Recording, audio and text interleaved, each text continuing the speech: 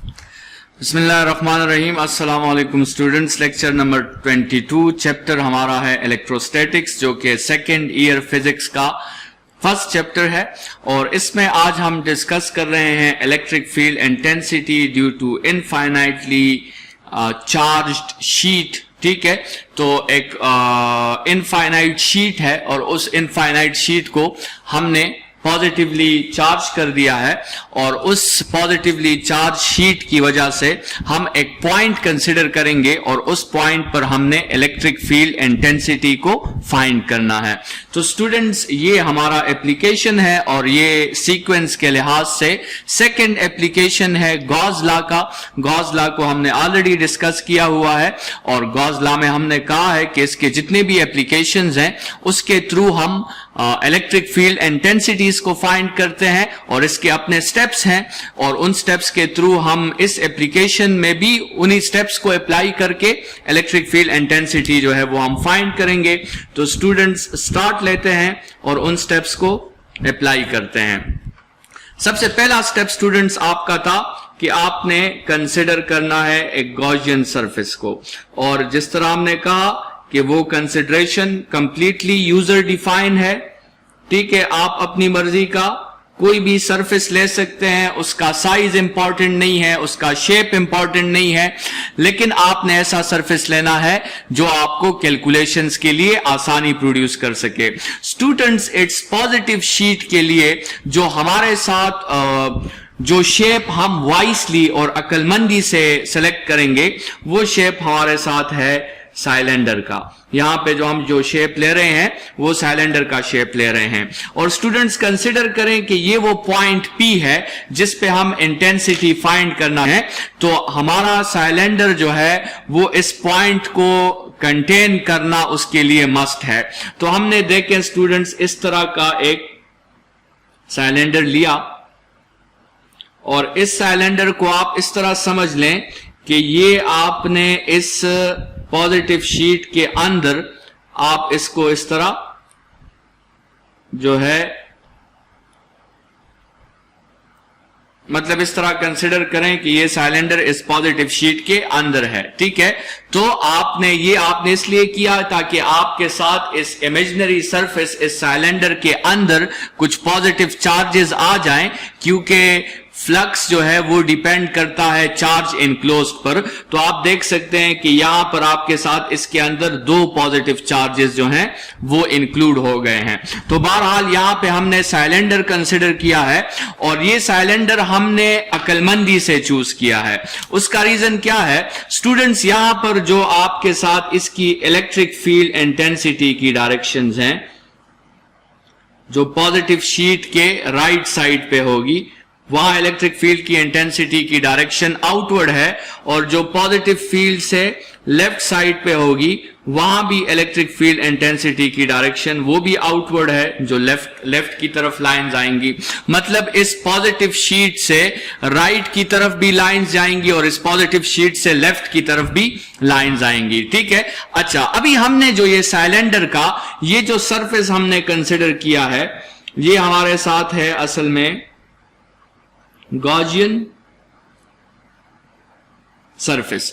अभी ये आपके साथ देखें इलेक्ट्रिक फील्ड लाइंस की डायरेक्शन है। ठीक है, ये या इलेक्ट्रिक फील्ड लाइंस की डायरेक्शन इस तरह है, ये इलेक्ट्रिक फील्ड लाइंस की डायरेक्शंस हैं। अगर हम राइट की बात करें तो ये डायरेक्शंस हैं, अगर लेफ्ट की बात करें तो ये डायरेक्शन है। हम जिस पॉइंट पर इंटेंसिटी फाइंड करना चाहते हैं उस पॉइंट पर हमें लेफ्ट की डायरेक्शन जो है वो लेनी चाहिए, क्योंकि हम जो है इस साइड पे इलेक्ट्रिक फील्ड इंटेंसिटी को फाइंड कर रहे हैं। तो जैसे हमने कहा कि ये डायग्राम जो हमने कंसिडर किया है ये हमने अक्लमंदी से कंसिडर किया है। कैसे स्टूडेंट्स? आपके साथ इस डायग्राम को हम तीन सरफेसेस में कन्वर्ट कर देते हैं। एक ये सरफेस है, सरफेस नंबर 1। एक ये सरफेस है, सरफेस नंबर 2। ठीक है, अच्छा, ये सरफेस नंबर 1 जो आपके साथ है और सरफेस नंबर 2 जो आपके साथ है। सरफेस नंबर 1 जो है उसकी डायरेक्शन उसका जो n यूनिट वेक्टर है वो बिल्कुल इलेक्ट्रिक फील्ड के पैरेलल है, मतलब सरफेस नंबर 1 में एंगल आपका 0 आता है। अच्छा, सरफेस नंबर 2 जो है उसकी डायरेक्शन भी इलेक्ट्रिक फील्ड को पैरेलल है, क्योंकि सरफेस नंबर 2 तो जो है वो राइट साइड पे है, ठीक है, वो तो इस इलेक्ट्रिक फील्ड के साथ करस्पॉन्ड करेगा, तो वहां भी एंगल 0 है।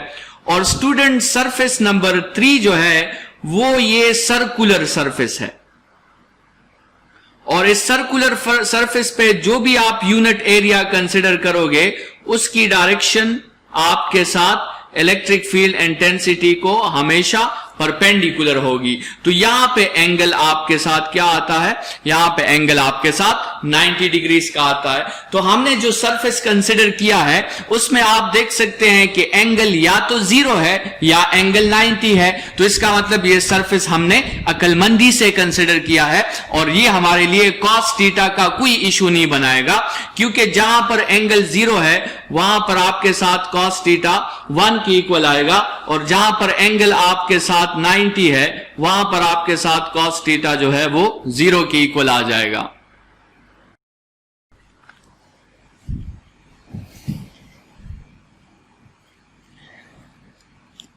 तो स्टूडेंट शेप हमने कंसिडर कर लिया, स्टेप नंबर 1 हमारे साथ खत्म हो गया, और हमने इस शेप की कंसिडरेशन में ख्याल रखा कि हमारे साथ डिराइवेशन में कोई भी इशू ना आए, ठीक है।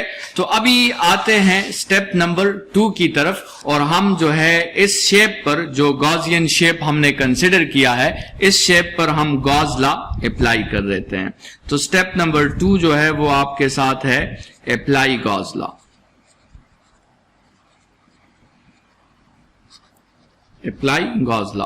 तो flux through any close surface is 1 by epsilon naught times the charge that is enclosed, the charge that is enclosed।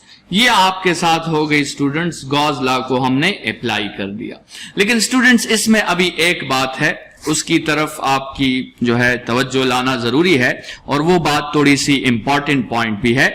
देखिए यहां पर जो हमने शेप कंसिडर किया है, ये साइलेंडर का जो गॉसियन सरफेस हमने कंसिडर किया है, इसमें अगर आप देखें तो चार्ज इनक्लोज जो है वो आपके साथ 2 चार्जेस हैं। अभी आप यहां देख सकते हैं 2 चार्जेस जो है वो इस साइलेंडर में अंदर है और इस साइलेंडर के सरफेस में अंदर मौजूद है, ठीक है। लेकिन जैसे हमने बात की स्टूडेंट्स कि आपके साथ सरफेस एरिया या शेप चूज करना वो तो स्टूडेंट्स की चॉइस है। तो एक स्टूडेंट तो एक बड़े डायमीटर का साइलेंडर भी कंसिडर कर सकता था, इस तरह वो एक बड़े डायमीटर का सिलेंडर भी कंसिडर कर सकता था। ये आपके साथ इस तरह की शेप उसकी बन जाती, क्योंकि साइज और शेप चूज करना ये तो हमारी चॉइस है, तो हम एक बड़ा सिलेंडर भी चूज कर सकते थे। फिर उसमें मसला ये होता कि उसमें तो आपके साथ 4 चार्जेस इंक्लूड है, पहले 2 चार्जेस इंक्लूड थे, फिर आपके साथ जो है वो 4 चार्जेस इंक्लूड हो जाते। तो ये जो चार्ज इनक्लोज्ड आपके साथ है, इसका मतलब ये है कि इस वैल्यू में हम थोड़े से क्या हो गए हैं, इस वैल्यू में हम थोड़े से कंफ्यूज हो गए हैं, ठीक है। हमें पता नहीं लगता कि हम 2 चार्जेस लें या 4 चार्जेस लें या 6 चार्जेस लें। तो इस कंफ्यूजन को खत्म करने के लिए हमने इस फार्मूला से इस चार्ज इनक्लोज्ड को सब्स्टिट्यूट करना है, हमने इस चार्ज इनक्लोज्ड को यहां से एलिमिनेट करना है, ताकि ये कंफ्यूजन जिस चीज की वजह से क्रिएट हो रही है, ये कंफ्यूजन हमारी खत्म हो जाए। कैसे एलिमिनेट करेंगे स्टूडेंट्स? इसको हम एलिमिनेट करेंगे एक फार्मूला के जरिए, जिसे हम कहते हैं सरफेस चार्ज डेंसिटी का फार्मूला। हमने ऑलरेडी एक फार्मूला पढ़ा है कि surface charge density is defined as charge per unit area. Students अगर यहां से हम चार्ज को सब्जेक्ट बना लें तो चार्ज हमारे साथ इक्वल होता है surface charge density into area. ये जो वैल्यू है आपके साथ, ये आप यहां पर सब्स्टिट्यूट कर सकते हैं इस चार्ज एनक्लोज्ड की जगह आप surface charge density into area लिख सकते हैं।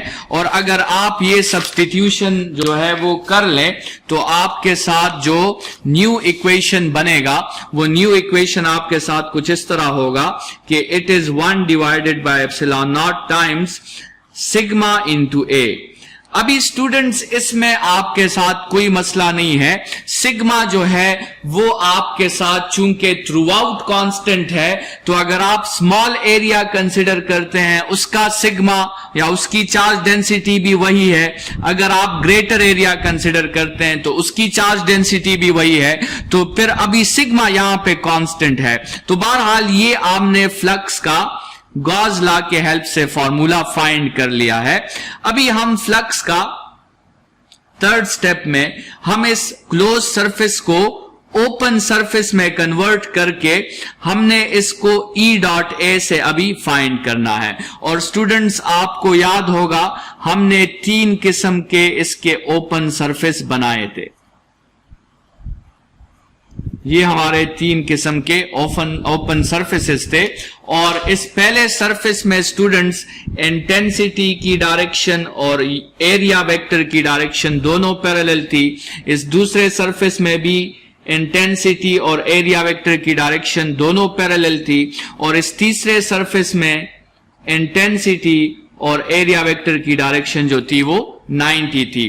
तो आपके साथ जो है अगर हम इन तीनों को अलग अलग फाइंड कर लें तो E1 A1 cos of theta 1 plus E2 A2 cos of theta 2 plus E3 A3 cos of theta 3। इसको 1 कह दें, इसको 2 कह दें, इसको 3 कह दें, ठीक है। अच्छा, E1 और E2 ये आपस में सेम है। क्यों सेम है? क्योंकि हमने इस शेप में जो साइलेंडर कंसिडर किया है उसका ये डिस्टेंस और ये डिस्टेंस ये आपस में सेम है। तो इस एरिया पर जो इंटेंसिटी होगी और इस एरिया पर जो इंटेंसिटी होगी वो दोनों एरियाज पॉजिटिव शीट से इक्विडिस्टेंट है, रेडियस सेम है, तो फिर इंटेंसिटी भी आपके साथ सेम ही होगी। तो E1 और E2 असल में सेम है। तो अगर हम इन वैल्यूज को पुट कर दें, आपके साथ E1 की जगह हम E लिख दें और A1 की जगह सिंपल इस एरिया की जगह हम A लिख दें, और ये भी वही एरिया है तो इसकी जगह भी अगर हम A लिख दें, तो आपके साथ ये E1 A1 से EA आ जाएगा, साथ में cos ऑफ 0 प्लस फिर EA cos ऑफ 0 फिर plus E3 A3 cos of 90 degrees. तो ये cos ऑफ 90 डिग्रीज तो आपके साथ 0 के इक्वल हो जाएगा, और cos ऑफ 0 1 के इक्वल है। तो इस फॉर्मूला से टोटल फ्लक्स स्टूडेंट्स आपके साथ आएगा 2EA।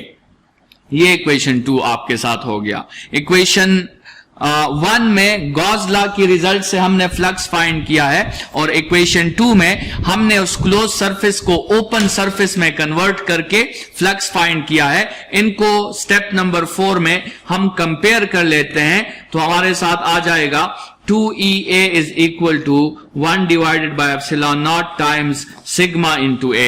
इसमें आप इस एरिया को कैंसिल कर दें और इसको आप इलेक्ट्रिक फील्ड इंटेंसिटी के लिए सब्जेक्ट बना लें, तो आपके साथ फॉर्मूला आ जाएगा sigma divided by 2 epsilon not. ये आपके साथ गॉस लॉ के हेल्प से हमने एक पॉजिटिव शीट ऑफ चार्ज के लिए इलेक्ट्रिक फील्ड इंटेंसिटी जो है वो फाइंड कर ली है। स्टूडेंट्स, इसमें अगर आपने पॉजिटिव शीट ऑफ चार्ज लिया है, for positive sheet of charge, तो उसके लिए तो आप ये फॉर्मूला यूज कर सकते हैं sigma divided by 2 epsilon not. लेकिन अगर आपने एक नेगेटिव शीट ऑफ चार्ज लिया है तो फिर आप जो है इंटेंसिटी में क्या लिखेंगे, minus sigma divided by 2 epsilon not आप लिखेंगे।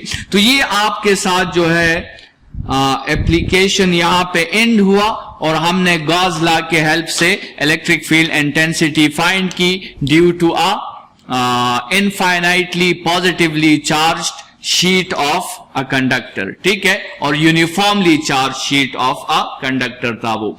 ये इनफाइनाइट स्टूडेंट्स हमने किस लिए कंसिडर किया है?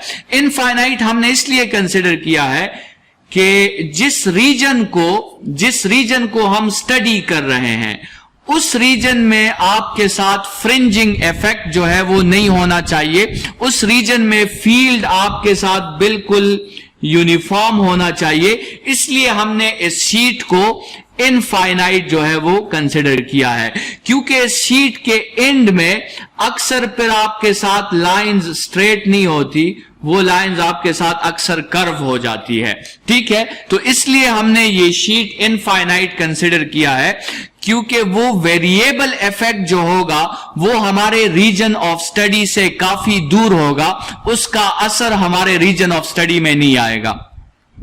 स्टूडेंट्स, कल के लेक्चर में हम गॉस लॉ का लास्ट एप्लीकेशन डिस्कस करेंगे और फिर गॉस लॉ को हम डिटेल में समराइज कर लेंगे। इस लॉन्ग क्वेश्चन में जो जो चीजें हमने डिस्कस की उसको हम समराइज कर लेंगे और कल के लेक्चर के साथ हमारा गॉस लॉ का लॉन्ग क्वेश्चन जो है वो इख्तिताम पे पहुंच जाएगा। इस लेक्चर के लिए इतना ही। अपना बहुत ख्याल रखिएगा। Thank you students.